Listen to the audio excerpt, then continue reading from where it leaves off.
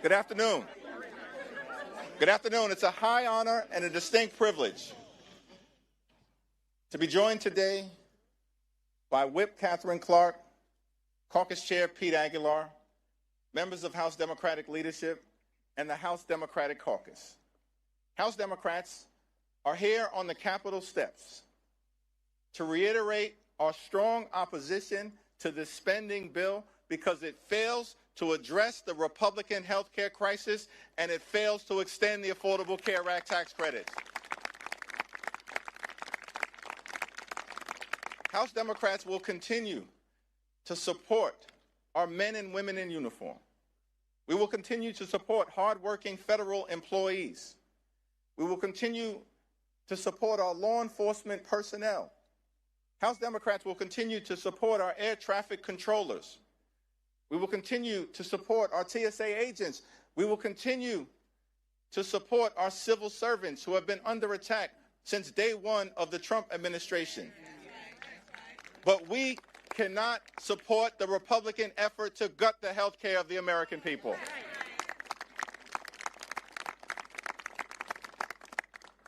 Today, House Democrats will introduce legislation to extend the Affordable Care Act tax credits for 3 years, to make sure that tens of millions of Americans don't experience dramatically increased premiums, copays, and deductibles.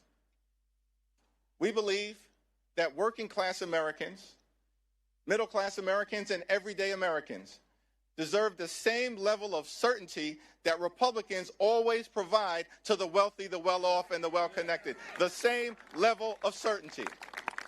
And so we're calling upon our Republican colleagues to join us and extend the Affordable Care Act tax credits. And we will be working hard today, tomorrow, and throughout the balance of this year to make sure that those Affordable Care Act tax credits are extended. Now, Republicans control the House, the Senate, and the presidency. They own the mess that has been created in the United States of America. They own it. In a few hours, we will convene on the House floor. And our message to the American people is no matter what happens on the floor later on today, our promise to you remains the same. House Democrats will continue to fight to make your life more affordable. House Democrats will continue the fight to address the Republican health care crisis, and House Democrats will fight to extend the Affordable Care Act tax credits. This fight is not over. We're just getting started. We're just getting started.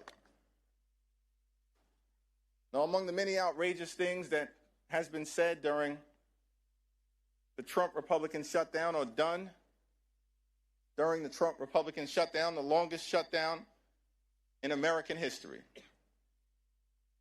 is that Donald Trump made the stunning claim that in his mind, he holds two titles, that he has two positions.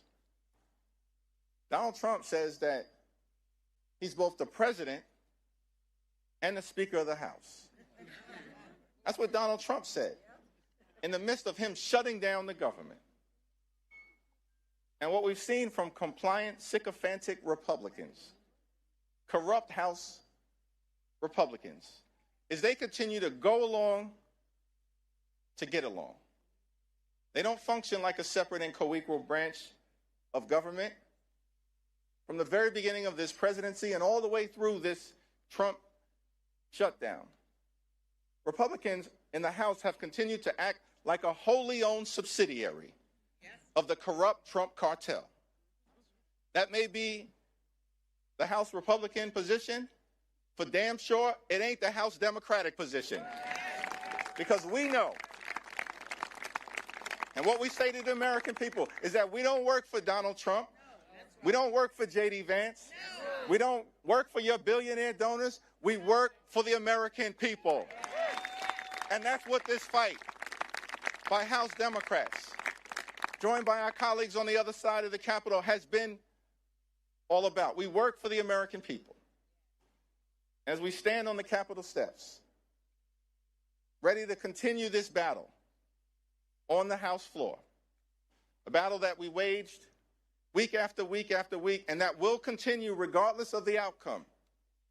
We say to the American people that we know you deserve better. You deserve much better than the chaos, the cruelty, and the corruption that you've seen. And so as House Democrats, we're going to continue this fight to lower the high cost of living in a country where America is far too expensive, far too many people struggling to live paycheck to paycheck, can't thrive, and can barely survive. That should not be the case in the United States of America, the wealthiest country in the history of the world. And so as Democrats, we're committed to addressing this affordability crisis. That's what this fight has been all about. And we'll continue to work hard to lower the high cost of living. We'll continue the fight to fix our broken healthcare system. And we'll continue to fight to stand up for Medicaid. We'll continue to fight to stand up for Medicare. We'll continue the fight to stand up for the Affordable Care Act and an extension of the tax credits. We'll continue to fight for your hospitals. We'll continue to fight for your nursing homes. We'll continue to fight for your community-based health clinics. And we'll continue to fight for the principle that in this great country, the wealthiest country in the history of the world, healthcare can't simply be a privilege available only to the wealthy, the well-off, and the well-connected. Healthcare must be a right available to every single American. And that's the fight that House Democrats will continue to wage for the American people. It's now my great honor to yield to a freshman leadership representative, someone who's gotten off to a great start, helping to lead the freshman class, the first term members during this turbulent and tumultuous period here in the United States Congress and for the country. From the great state of California, the Honorable Luz Rivas.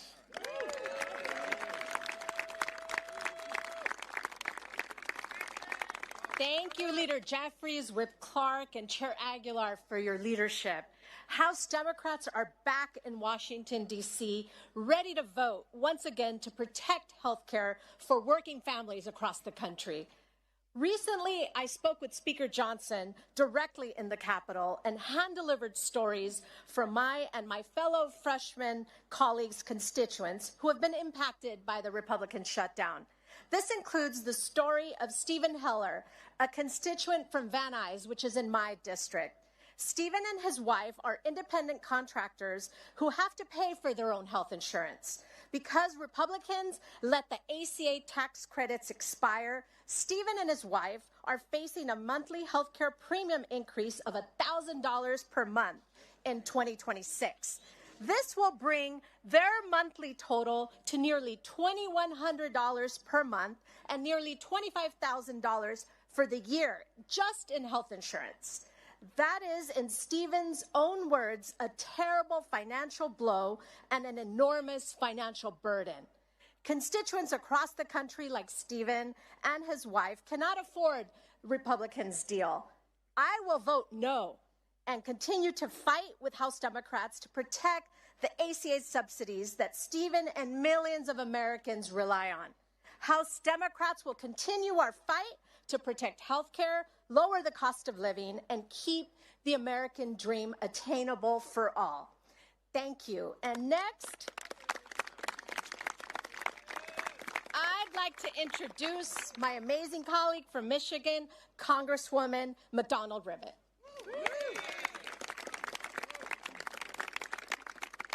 Thank you very much. I come from mid-Michigan, the part of the country where workers actually invented the American dream, to work hard enough to pay your bills, put a little bit away, and take your kids on vacation every once in a while. But the dream is further and further out of reach. In my district, 70% of our jobs pay less than $60,000 a year. So this healthcare crisis that Republicans have created, $1 trillion in Medicaid cuts and gutting the ACA in order to pay for the tax break for the ultra-wealthy, is making things so much harder. So let me give you an example. A couple in my district, they actually go to my church. called and told me they're in their 60s and they rely on the ACA tax credits to pay their insurance premiums. But now, because the Republicans have failed to extend these credits, their insurance premiums are going to jump by $11,000 next year, an impossible sum for people on the edge of retirement. Health insurance already consumes 72% of their retirement income. Let me say that again. 72% of their retirement income, and is about to go up another $11,000. That means they're facing devastating choices between doctor's visits and paying the mortgage, between cancer screenings and putting food on the table, between prescription drugs and heating their home, or even, frankly, to get insurance at all. They told me, and this is a direct quote, they are strongly considering going without coverage and taking their chances rather than continuing to pay the premium. Because here's the reality.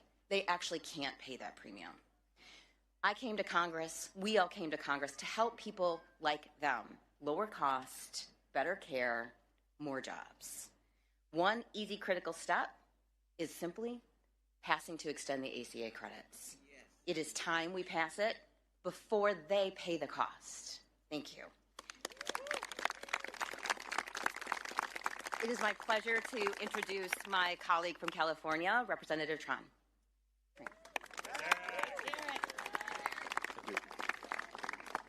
Good afternoon. I am Congressman Derek Tran, and I proudly represent Orange and LA counties in California's 45th district. Today, I want to share the story of Peter and Esther. Peter and Esther are retired and living in Orange County, California. They're on a limited income, and their health insurance costs are overwhelming. They pay over $18,000 every year just in health care premiums. And next year, their costs are going up to over $21,000. When you're retired and living on a fixed income, that kind of cost increase can be devastating. Peter has been trying to get his wife, Esther, on Medicaid so she can get the care she deserves without going bankrupt. But he keeps hitting roadblocks. The red tape, long lines, and staffing shortages preventing Esther from even being considered for Medicaid coverage is harmful to our country. And instead of joining us to fix this crisis, the Republican majority has demanded more cuts, causing more pain and suffering for the American people. I am here today for people like Peter and Esther. They deserve better than this. Every American deserves better than this. While we're fighting for health care, Republicans are fighting for tax cuts for the billionaires. I'll keep fighting to make sure people like Peter and Esther can afford the care that they deserve. And I hope our colleagues on the other side of the aisle will join us. Thank you so much.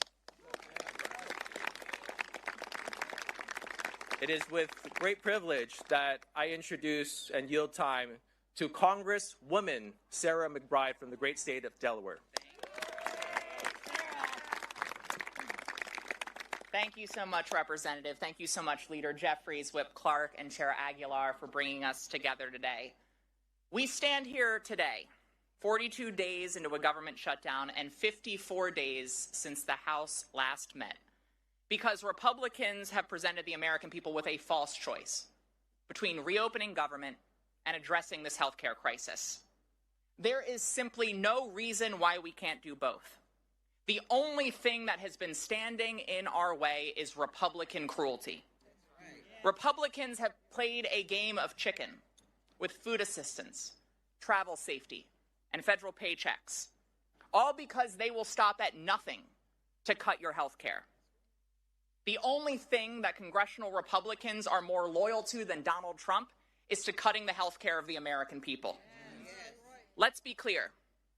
This health care crisis is a choice by congressional Republicans and Donald Trump, who have inserted a $1 trillion bomb into the American health care system.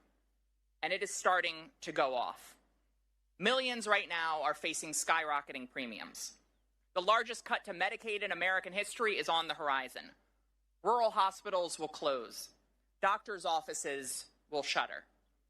Donald Trump loves to own things and slap his name on them. Well, he now owns the American healthcare system. It is Trump care. Millions losing coverage, that's Trump care. Americans paying more for insurance, that's Trump care. Everyone having to drive longer and take more time off work, that is Trump care. Donald Trump and congressional Republicans have raided your health care and used that money as a piggy bank to reward their donors with massive tax breaks. Cruelty is the currency of his corruption, because Donald Trump only cares about himself, his ballroom, and his billionaire buddies, and he certainly doesn't care about you. House Democrats are here for everyone, whether they voted for us in the last election or not. I'm here on behalf of all of my constituents, including a family of 4 in Middletown who will see their premiums skyrocket by $10,000 next year. That's why we are all voting against this budget, and it's why we will not stop until every single American can get the health care that they need to live and thrive in America. Thank you all very much. And it is now my pleasure to introduce my friend from the great state of Alabama, Representative Shamari Figures.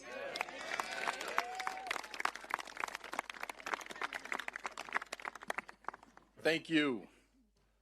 You know, House Democrats just spent the better part of the last 40-plus days fighting to keep health care affordable for millions of Americans, while our House Republican colleagues were on a taxpayer-funded vacation. During this shutdown, the realities hit home for a lot of people. Mothers had to worry about how they would take care of their children, their babies, without WIC. Families stood in pantry lines. Families are still standing in food pantry lines. In the month of November, the month of Thanksgiving, because SNAP benefits were expired, and this administration chose to use them as pawns in this game. Capitol Police officers, members of the military, my staff, all of our staff, and millions of other federal workers had to deal with the uncertainty and the stresses of missing paychecks. And for what in the end? What were Republicans willing to give in the end? Nothing more than a handshake deal to take a future vote on extending the health care subsidies, when we all know that that future vote is the equivalent of asking 2 wolves and a chicken to vote on what's for dinner. It is dead on arrival. It is dead on arrival. Now, I can speak to you as someone from a different perspective. A lot of us represent districts where we can talk about what could happen or what may happen. Let me tell you about what my district looks like in the state of Alabama. And it doesn't look too dissimilar from my fellow colleague from Alabama, Congresswoman Terry Sewell's district. I got about 50,000 people in my district who are slated to see their health care premiums on average nearly double. And this is in a district where the individual median income is just north of $32,000. I have 13 counties in my district. 10 of them either do not have a hospital because it has recently closed, or their hospital is on literal life support and they have to go to a county commission or a city council every single month to make payroll. And the largest hospital in Montgomery, Alabama, the state's capital, is in the midst of a bankruptcy and also facing risk of closure. And this all in a state that has the 3rd lowest life expectancy in the United States of America. So healthcare for us is not a talking point. Healthcare for us is, protecting healthcare for us is a requisite. It's a requirement. It's something we have to do. And if you ask us if the shutdown was worth it, I say, hell yes, it was worth it. Because fighting to maintain health care for American people, there's nothing more pure than that. There's no more important role that we have here as members of Congress than to ensure the health care of the American people. Okay. And so while the failure of Republicans to do anything to protect health care is truly disappointing, I want the world to know that my Democratic colleagues here in the House, they can ride with me in any battle I face in my life. They stood with us under the leadership of Hakeem Jeffries to make sure that we kept this front and center. And I look forward to remaining committed to this fight for all of Alabama and for all of America. And with that, turn it back over to our leader, future Speaker Jeffries.